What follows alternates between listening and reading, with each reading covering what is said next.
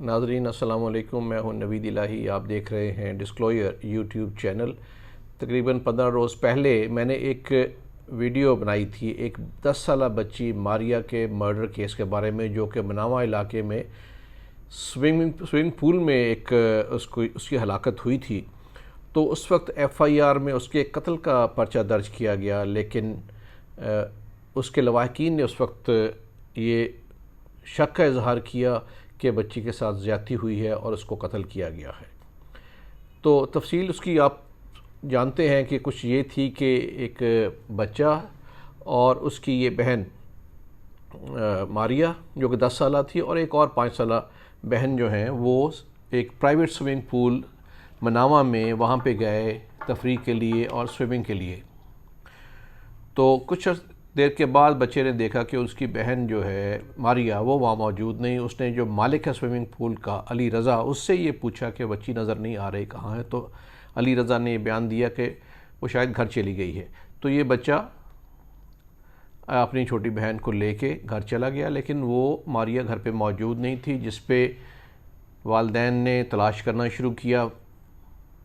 پھر دوبارہ swimming pool پہ گئے تو پتہ چلا، وہاں سے علی رضا نے بتایا کہ وہ بچی جو ہے وہ تالاب میں یعنی سوئمنگ پول میں ڈوب کر ہلاک ہو گئی ہے۔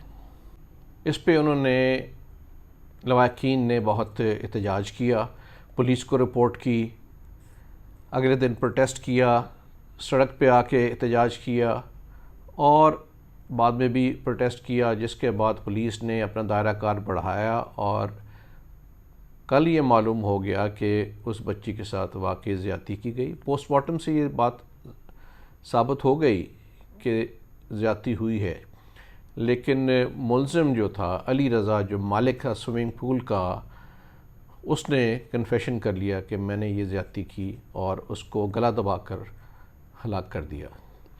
بچی کو بسکٹ کھلانے کے بہانے وہ کینٹین پہ لے گیا، پیچھے جا کے اس نے بچی کے ساتھ زیادتی کی اور اس کا گلا گھونٹ کیا اور یہ تاثر دیا کہ وہ سوئمنگ پول میں ڈوب کر ہلاک ہو گئی ہے۔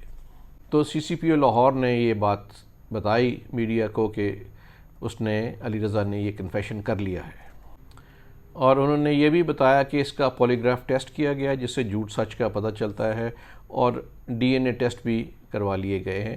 ڈی این اے ٹیسٹ کا جو مکمل نتائج ہیں وہ ابھی نہیں آئے۔ تو یہ جو بہت ہی اندھوناک کیس ہے، اس میں دو چیزیں بڑی واضح ہوئی ہیں۔ ایک تو یہ کہ جو اس طرح کا کیس ہو، اس میں میڈیا اگر اپنا رول پلے کرے اور اس پہ پرزور احتجاج بھی کیا جائے تو پھر یہ توجہ کا باعث بنتا ہے اور اس پہ حکومت اور پولیس توجہ دے کے اس کا کوئی نہ کوئی حل نکال لیتی ہے۔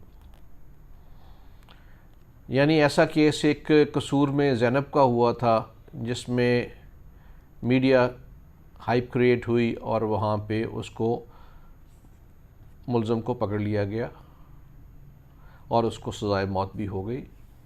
دوسری اہم بات یہ ہے کہ جو ڈی این اے اور فورینزک انالیسز ہے وہ بہت اہم ہے۔ کیوں؟ آپ دیکھیں کہ قصور کی جو زینب کیس تھا، اس میں پولیس نے پہلے 2 نوجوانوں کو پکڑ کے، ان کے شاید کردار مشکوک ہوں گے بہرحال، لیکن ان کو پکڑ کے مقابلے میں ہلاک کر دیا۔ لیکن بعد میں جب ڈی این اے ٹیسٹ ہوئے تو اصل ملزم عمران قابو آ گیا، جس کو بعد میں اسی کی بنیاد پہ سزائے موت ہو گئی۔ تو یہ فورینزک انالیسز یعنی کنفیشنل سٹیٹمنٹ، اعترافی بیان اپنی جگہ، جو عام طور پہ پولیس کسٹڈی میں اعترافی بیان کی بہت زیادہ اہمیت کورٹس نہیں دیتی، لیکن جو ڈی این اے ٹیسٹ ہے، فورینزک انالیسز ہے، وہ ناقابل تردید شواہد ہوتے ہیں۔ تو اس شواہد کا بھی انتظار کرنا چاہیے اور کسی غلط یا بے گناہ کو جلد بازی میں یا گورنمنٹ کا پریشر کم کرنے کے لیے کسی بے گناہ کو چلان کر کے کورٹ میں نہیں بھیجنا چاہیے۔ یعنی اس وجہ سے کہ بہت میڈیا پریشر ہے، بہت حکومت پریشر ہے، کوئی بے گناہ جو ہے وہ بھینٹ نہیں چڑھنا چاہیے ناانصافی کی۔ بہرحال یہ جو کیس ہے، آپ دیکھیں کہ یہ ایک کیس سامنے آیا ہے۔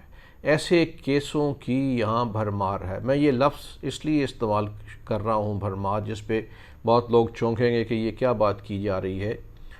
آپ یہ بات دیکھیں کہ اس سال میں یعنی 2022 میں جنوری سے لے کے جون تک جو اعداد ہیں بچوں سے زیادتی کے، وہ 2211 سے زیادہ بچوں سے زیادتی ہوئی ہے، یعنی اوسطاً ہر روز 12 بچوں سے زیادتی ہو رہی ہے یہاں۔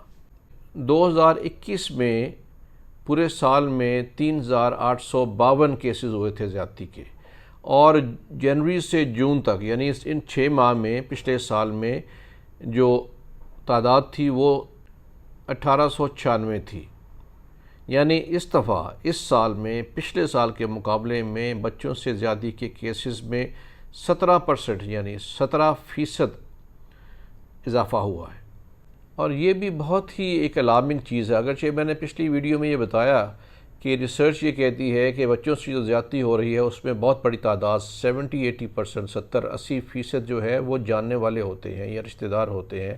اس دفعہ کی جو اعداد و شمار ہیں 2022 کے، وہ بھی اس بات کو ثابت کر رہے ہیں کہ 2211 کیسز میں سے 1050 کیسز جاننے والے اور رشتہ داروں میں ملوث تھے، 409 اجنبی لوگ تھے جو ملزم تھے۔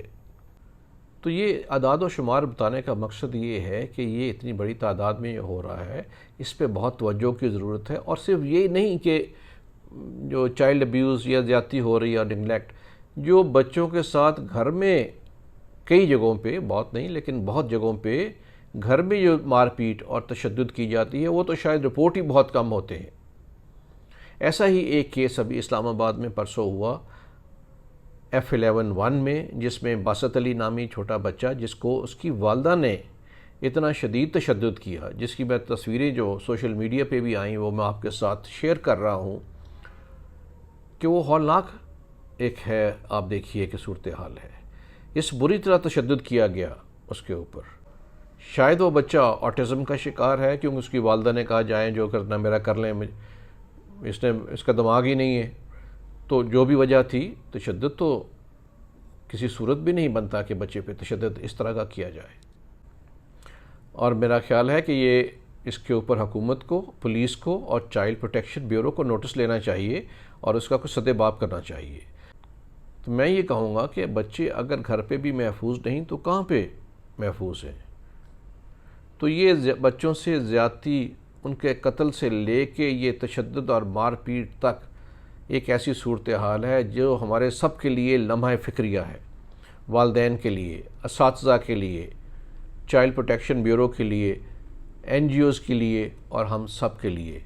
اس کے لیے ہمیں کوئی حل نکالنا ہوگا، اس کا سدباب کرنا ہوگا، تاکہ یہ بچے جو معصوم ہیں، جو آواز نہیں اٹھا سکتے، ہم ان کی آواز بنیں اور ان کو زیادتی سے، قتل سے، تشدد سے بچائیں۔ شکریہ۔